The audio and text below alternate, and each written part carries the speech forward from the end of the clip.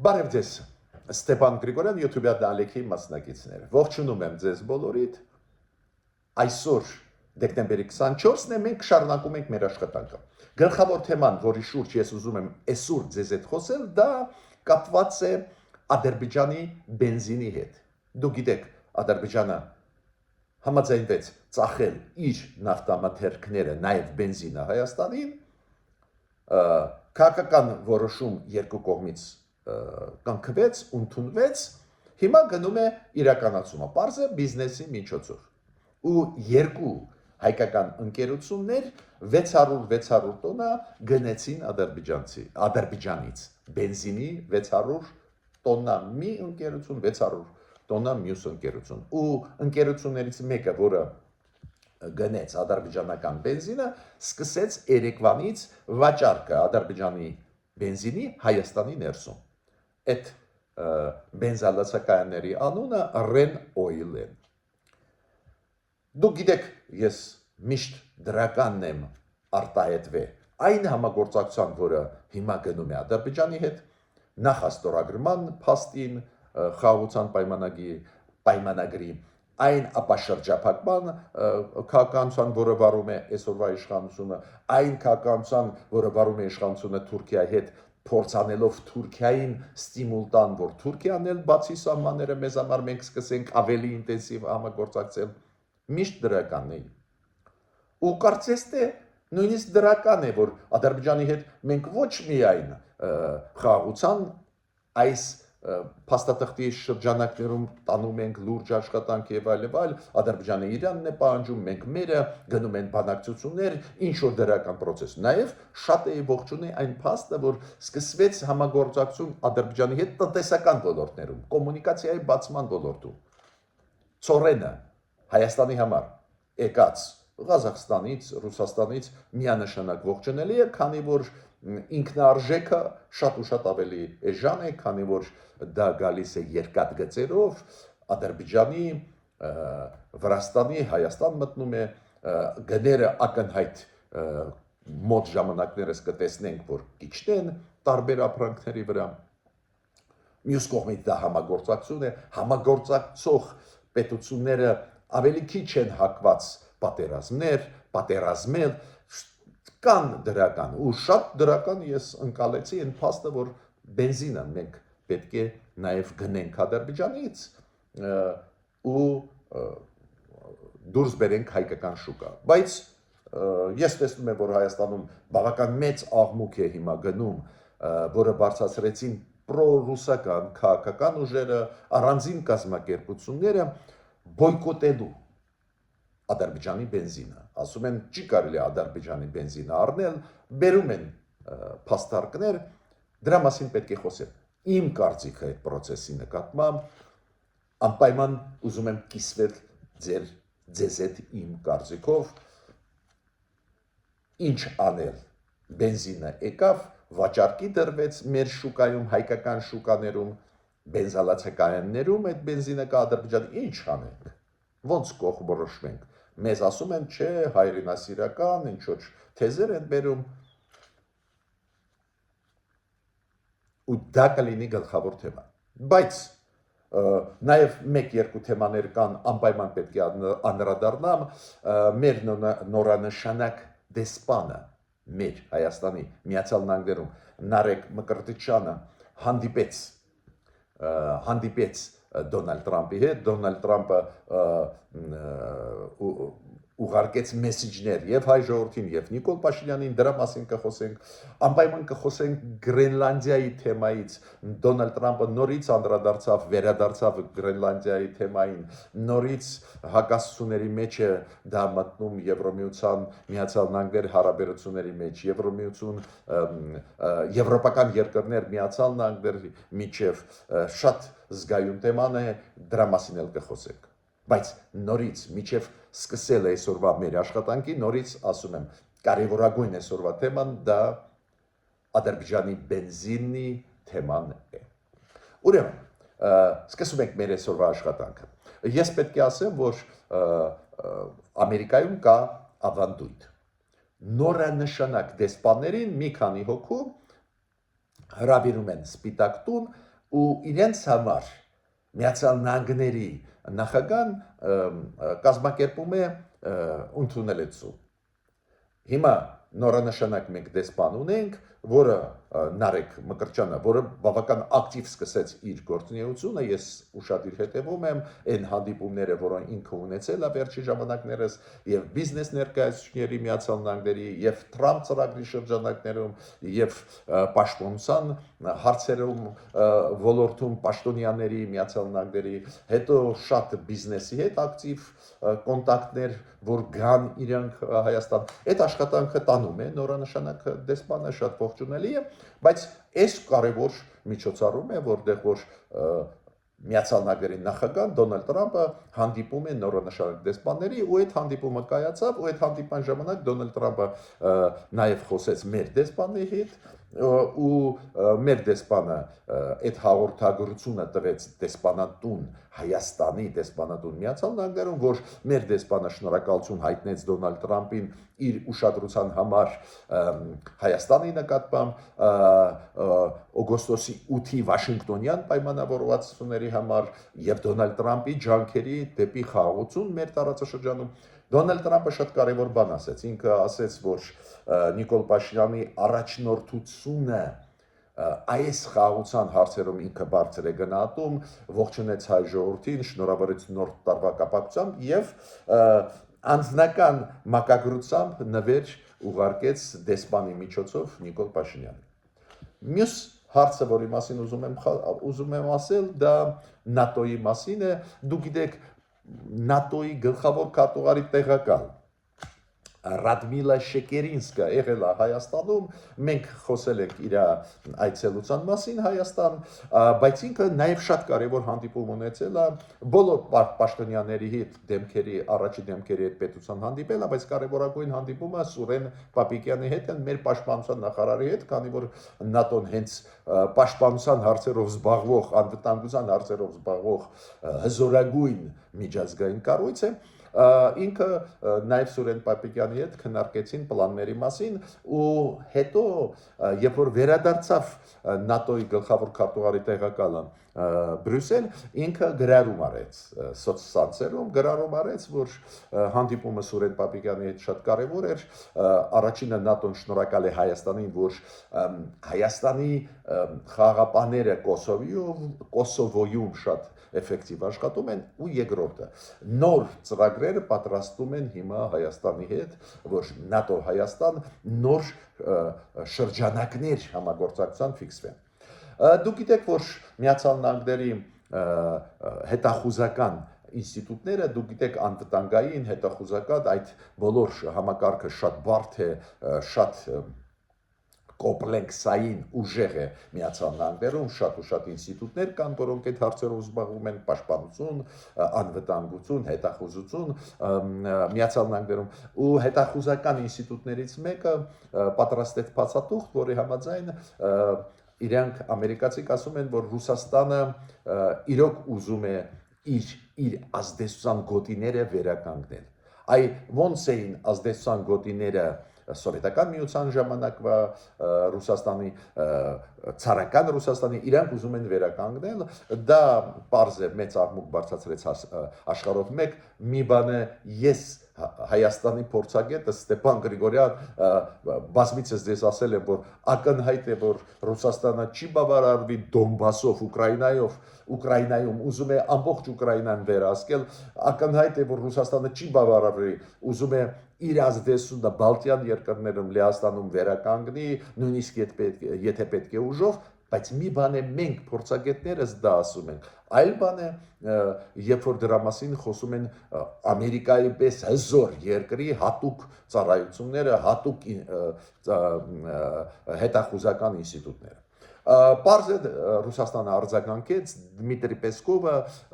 դուք գիտեք ինքը Պուտինի պրեսքարտուղարն է, արձագանքեց, այդ ինչ են ասում, Ռուսաստանը այս ձևի ոչ մի պլաններ չունի, ուրեմն եթե Միացյալ Նահանգների պետական ինստիտուտները այդ կարծիք ունեն, դա սխալ կարծիք է, պարզ է, փորձում են աշխարհը ապակող որոշել։ Ուկրաինայի պատերազմը ցույց է տալիս, որ Ռուսաստանը չի ուզում խաղաղություն, այլ ուզում է ամբողջ Ուկրաինան գրավել։ Նետանյախուն վարչապետը Իսրայելի։ Դու գիտեք Իսրայելի քաղաքականությունը չեմ կարկանի բոլորս գիտեք, բավական կոշտ է մի շարք հարևանների նկատմամբ, Պաղեստին, Լիբանան, Սիրիա, ու Նետանյախուն նաև Իրանի մասին նորից խոսեց, ինքը ասեց Իրանը հիմա անցկացնում է ակտիվ ռազմավարժություններ, տարբեր տեղերում, ցամաքում, ջրում մենք զգուշացնում ենք Իրանը, որ մեր անվտանգությունը մենք կպաշտպանենք։ Եթե պետք է նորից կանցկացնենք ուժային քայլեր Իրանի դեմ, նաև Նետանյախում հանդիպեց Կիպրոսի եւ Հունաստանի նախագահների հետ, ղեկավարների հետ, այս երյակը վաղուց է աշխատում է, այդ ֆորմատը վաղուց է կա, Հունաստան, Կիպրոս, Իսրայել, այդ համագործակցությունը գիտեք ինչի է նվիրված ու Նետանյախուն այդ հանդիպան ժամանակ հստակ ասեց. մենք ուզում ենք սահմանափակեք ախոժակը Թուրքիայի։ Թուրքիան ուզում է վերականգնել Օսմանյան կայսերության ազդեցությունը, դա է պատճառը, որ Թուրքիան ակտիվ աշխատում է Սիրիայում, Լիբանանում, չգիտեմ, Պաղեստինը պաշտպանում է ու Թուրքիան պետք է իմանա, որ մենք դաշինք ստեղծեցինք, որ իր նկրտումները ազդեցության ընդլայնման փոքրանա։ Շատ մտահոգիչ զարգացումներ են գնում Գրենլանդիայի հետ կապված։ Դուք հիշում եք, երբ որ նոր Դոնալդ Տրամպը ուժի մեջ մտավ Դոնալդ Տրամպի նախագահական լիազորությունները հունվարին, փետրվարին այս տարվա Դոնալդ Տրամպը խոսեց Գրենլանդիայի մասին, որ Գրենլանդիան, որը գիտեք, անբաժանելի մասն է Դանիայի, որ պետք է Դանիան նվիրի Ամերիկային, քանի որ Գրենլանդիայի անվտանգությունը կարևոր է, մենակ Ամերիկան կարող է պաշտպանել Գրենլանդիան, ու Գրենլանդիան շատ կարևոր է ստրատեգիկ իմաստով, այն ժամանակ ինքը նաև ասում է ռեսուրսների իմաստով, հիմա ամերիկացիք ռեսուրսների մասին ջրային, նավթային Գրենլանդիայի ոչ մի բան չեն ասում են ռազմավարական նշանակություն ունի, աշխարհագրական նշանակություն ունի, ստրատեգիկ մեծ նշանակություն ունի, Գրենլանդիան Դանիան չի կարողանալու պայել, եթե հարձակում լինի, օրինակ իրանք ասում են Ռուսաստանից, մեզ տվեք, որ մենք պայենք։ Ու մի քայլ արեց շատ լուրջ Դոնալդ Տրամպը, ինքը հատուկ բանագնաց նշանակեց Գրենլանդիայի հարցով, հատուկ բանագնաց։ Ով է դա, այդ մարդը Լուիզիանայի նահանգի նահանգապետն է, Ջեֆ Լենդրի, ու Դոնալդ Տրամպը խնդիր դրեց այդպես անել, որ Գրենլանդիան դառնա անբաժանելի մաս Միացյալ Նահանգների, ու այս մարդը հայտարարեց դրա մասին, բարձա մեծ աղմուկ դա առաջացրեց, նու Դանիան դժգոհություն հայտնեց, դու գիտեք Գրենլանդիան այդ մեծագույն ամենամեծ կղզին է աշխարհի, որտեղ որ բարձ է սառույցներ, մեծ մասը սառույցներ են այդ երկրում ապրում է միայն 300,000 մարդ, բնիկ մասը կազմում է 50 թե 60,000, բայց Գրենլանդիան եղել է գահուտ Դանիայի մինչև 1953 թիվ, հետո Գրենլանդիան դարձավ անբաժանելի մաս Դանիայի, հավասար իրավունքներով բավական մեծ ինքնուրույնությամբ, բայց 2009 թվին Գրենլանդիան ստացավ լուրջ սուվերենության մակարդակ Դանիայի ներսում, ու Գրենլանդիան դա բարձր է գնահատում, Գրենլանդիան ունի վարչապետ, կառավարություն, պարլամենտ, ինչ եմ ուզում ասել, այս նկրտումները Տրամպի Գրենլանդիան վերցնել առաջացնում են մեծ դժգոհություն Դանիայում, Գրենլանդիայի ժողովրդի մոտ ու Եվրոպայում։ Ես չեմ ուզում թաքցնել դեզանից, դա շատ թուլացնում է դաշինքը արևմտյան, կոպիտ ասած երկու մաս է դաշինքի, մի կողմից Միացյալ Նահանգներ, մյուս կողմից Եվրոմիություն, եվրոպական այլ երկրներ, այդ դաշինքը թուլանում է այդ բևերը աշխարհի, որը կայունություն է մտցնում աշխարհով, մենք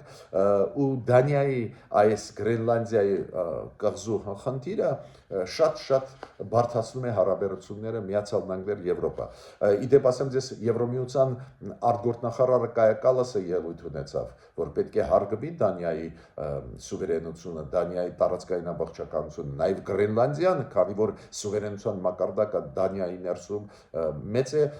այդ ժողովրդի իրավունքները պետք է հարգվեն, իրանք չեն ուզում Միացյալ Նահանգների հետ միավորվեն, ուզում են համագործակցել։ Իդեպ ասեմ ձեզ, որ իմանանք, երկու ռազմաբազա կա Միացյալ Նահանգների Գրենլանդիայում, իրենք ասում են ինչու՞ է խնդրեմը, ուզում եք էլի բերեք, մենք ձեզ հետ կաշխատենք, բայց Դոնալդ Թրամփը ուզում է բարիս բուն իմաստով այդպես անի, համոզի Դանիային, ճնշում է գործադրում, որ Գրենլանդիան իրան նվիրեն տան Ամերիկային, քանի որ Դոնալդ Թրամփը համարում է, որ Գրենլանդիան եւ Արկտիկայի համար շատ կարևոր ստրատեգիկ աշխարհագրության մեջ է։ Մակրոնը, Էմանուել Մակրոնը նաև քննադատեց Դոնալդ Թրամփի քայլը, այդ ուղղությամբ Էմանուել Մակրոնը ինքն էլ ասեց, որ Գրենլանդիան անբաժանելի մասն է Եվրոմիության, Դանիան Եվրոմիության երկիր է, ուրեմն պետք է հարգվի Գրենլանդիայի սուվերենության իրավունքները։ Ես պետք է ասեմ, որ Դոնալդ Թրամփը հետևական տանում է քաղաքականություն կապված տարածաշրջանային կոմունիկացիոն բացման հետ։ Դուք գիտեք, Միացյալ Նահանգները չեն թաքցնում, այն ճանապարհները, որոնք իրանք ուզում են բացել հարավային Կովկասում,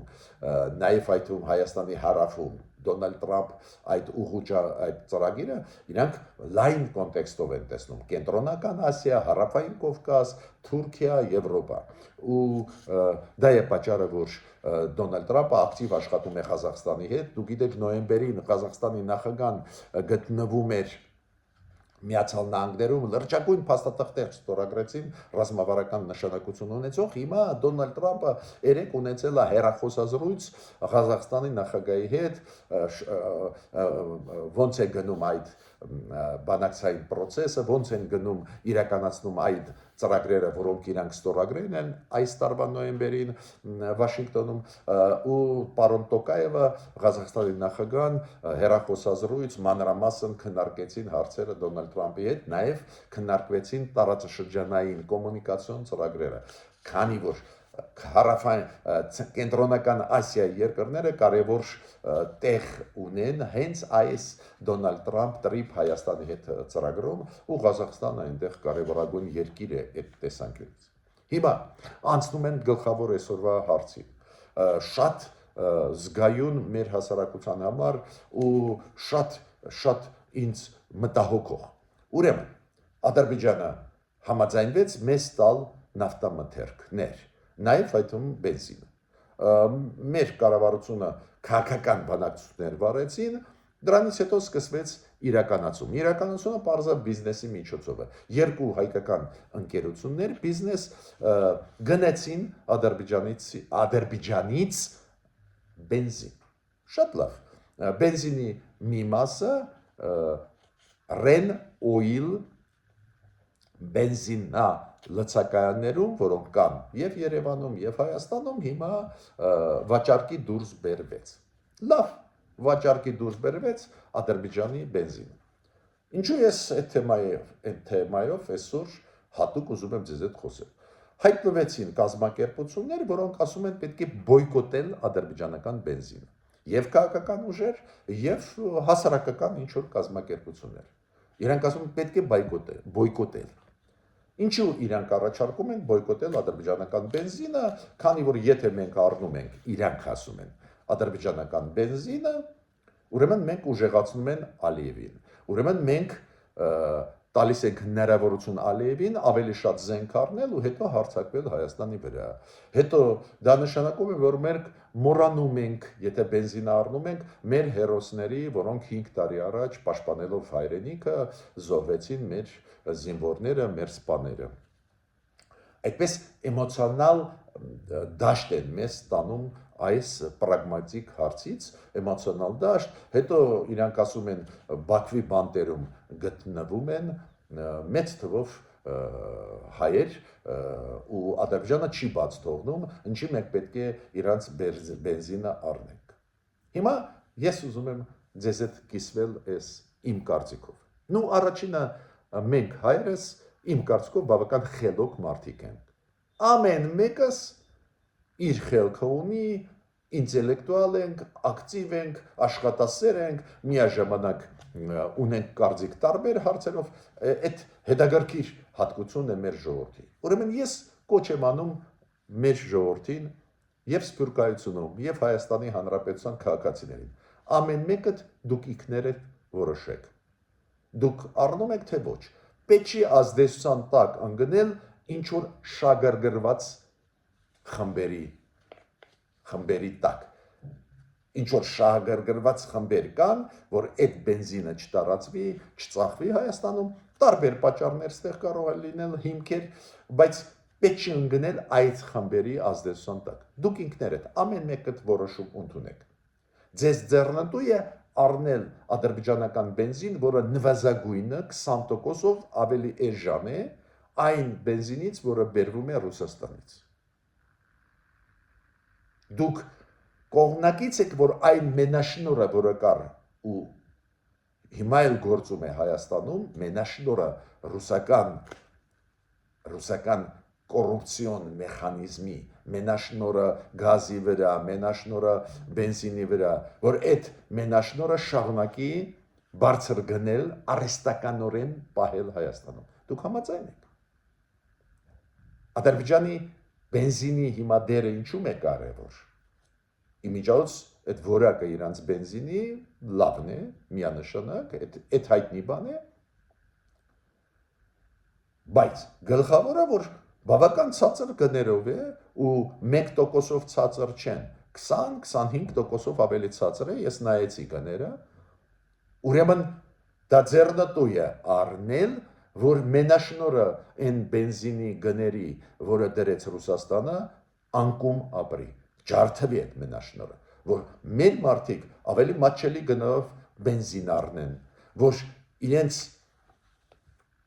հնարավորությունները այլ ապրանքներ առնել երեխաների համար, թոռների համար ուժեղանա։ Ուրեմն այս գործոնը շատ կարևոր է ես համարում։ Բարի բուն իմաստով տնտեսական գործոն։ Եկավ բենզին, որը որակով լավն է ու շատ ավելի ցածր գներով հիմա ծախվում է Հայաստանի շուկայում։ Դուք գիտեք, մեր ապրանքների գները բարձր են, հա Հայաստանը զարգանում է, հա Հայաստանում туриզմը զարգանում է, հա Հայաստանում փայլուն հյուրանոցներ կառուցվում են, փայլուն համալիրներ կան, փայլուն ռեստորաններ, կաֆեներ, աշխարհը դա գնահատում է, սիրուն վայրեր, եկեղեցիներ, աշխարհը գալիս են, բայց շատերը չեն գալիս, քանի որ ներսում գները շատ բարձր են։ Ու այդ բարձր գների կարևորագույն մասը ընկնում է վառելիքի վրա։ Հիմա եկավ վառելիք, որը 20%-ով կսկսի իջեցնել, եթե մշտական գա ադրբեջանական վառելիքը։ Ես ինչքան գիտեմ, այդ պլանները կան ու ավելի երկարաժամկետ պլանավորում է Ադրբեջանը մեզ հետ աշխատել, մենք ունենք մեր շահը, իրանք ունեն իրանց շահը։ Բայց ես նաև ուրիշ տեսանկյունից ուզում եմ նայել այդ հայրենասիրական կոչերի, պատերազմեր իրանց հետ։ Այս պատերազմը, որը եղել է 2020 թվին եւ ողբերգական զարգացումը Ղարաբաղում 2023 թվին, երբ որ բռնի տեղահանվեց այնտեղ հայ ժողովուրդը այնտեղից, այդ process-ում երկու խաղացող կար մեր դեմ, Ռուսաստանը եւ Ադրբեջանը։ Ակնհայտ Ռուսաստանը աջակցում էր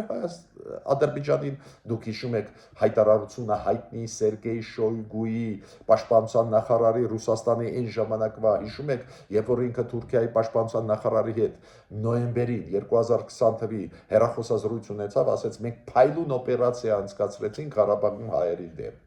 միասին։ Դուք հիշում եք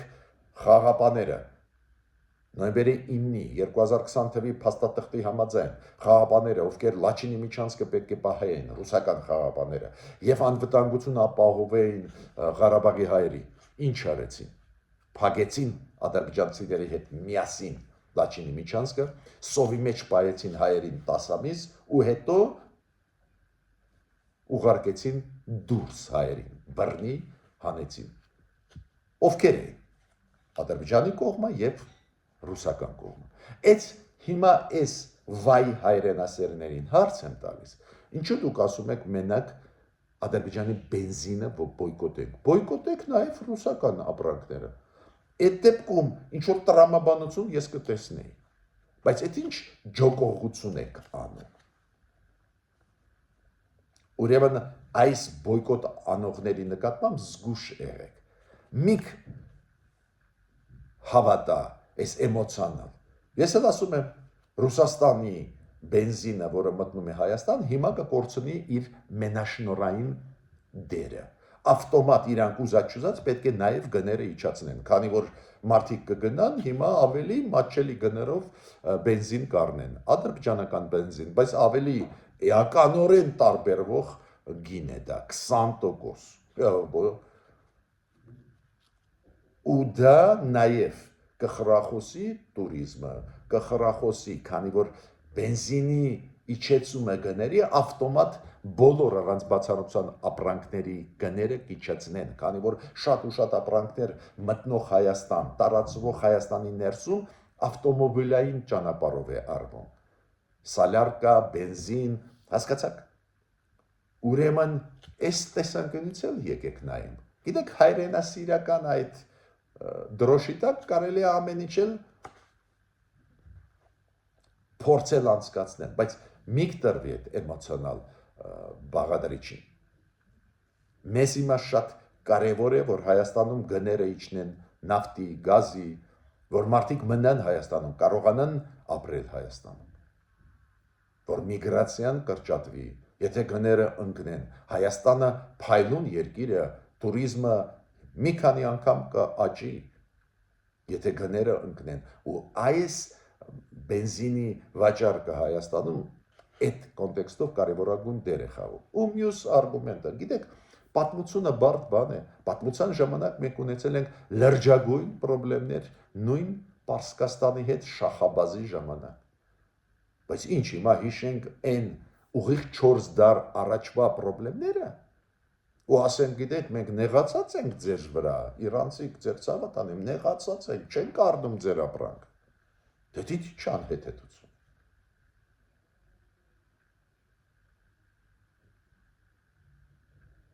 Ուրեմն ես իմ կարծիքը ուզում եմ ասել, ամեն մեկս մենք ինքներս կարող ենք որոշել, առնում ենք բենզինը ադրբեջանական թե ոչ,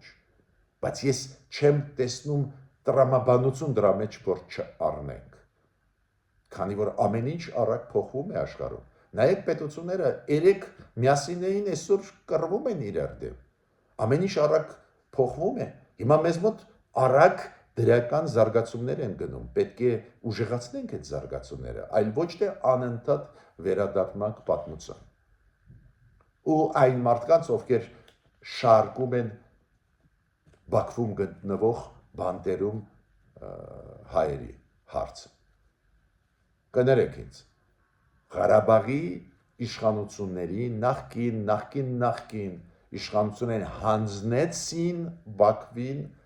ռուս խաղաղապահները, այդ մեծ գաղտնիք չի, ուրեմն պետք չի շարքել այս ձևի հարցեր, շատ պրագմատիկ պետք է մոտենանք, հիմա Հայաստանը զարգանում է, զարգացման ուժեղացման ճանապարհը իջեցնել գները էներգակիրների վրա, համագործակցելով տարբեր խաղացողների հետ, հիմա բացվեց ճանապարհը Ադրբեջանի հետ, վաղը ավելի շատ բերենք էներգակիրներ Իրանից, այլ ընտրանքներ ստեղծենք տարբեր ոլորտներում, շատ պրագմատիկ հիմա պետք է մենք աշխատենք։ Ես ավարտեցի իմ ելույթը, մինչ նոր հանդիպումներ։